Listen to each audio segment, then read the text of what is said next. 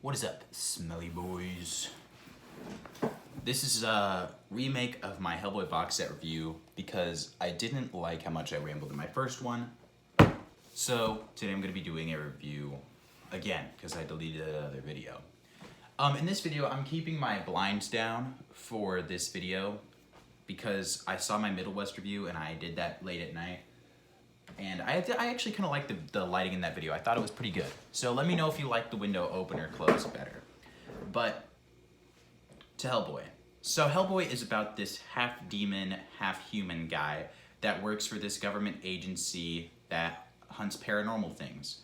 And he's about 50 when the story starts, and he's meeting with the professor that raised him. And he's on his deathbed, and he's really old, and he's about to die.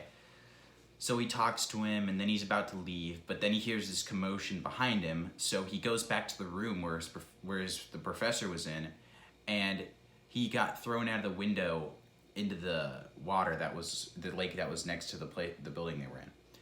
And when him and this other guy from the organization go chase it, it's like this weird frog demon thing. And after they kill it, they try to find what the source of these frogs turning into demons is, because there's more than one. And that's basically how Hellboy starts. He has this mysterious right stone arm that's really significant for the plot later, but I'm not going to spoil what that's about. Hellboy is got a lot of paranormal aspects, so if you don't like paranormal stuff, you won't like it. Now, you can get Hellboy in a few different ways. I have the box set, which has pretty much the whole series in it.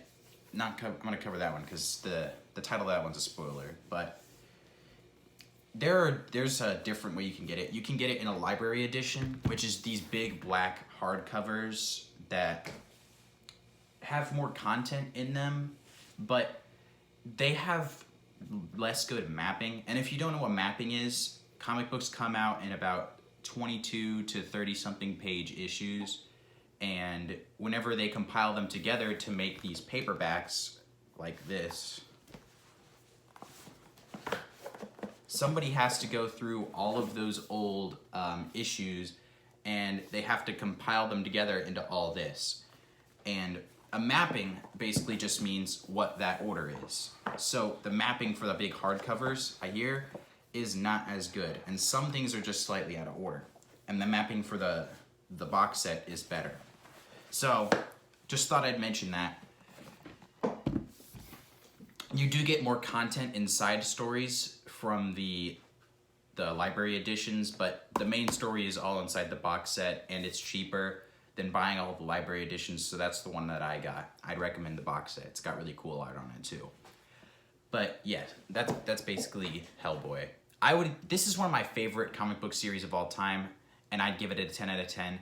If you don't really like paranormal stuff, you could still like it, but it's mainly just paranormal stuff. So if you kind of like paranormal stuff, I definitely recommend it because it's got more stuff in it than just paranormal stuff.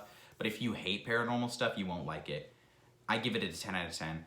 It's got really cool spiritual and religious aspects of it.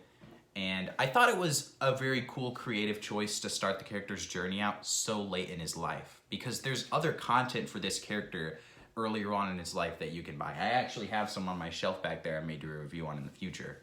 But yeah, that's my Hellboy review. See ya.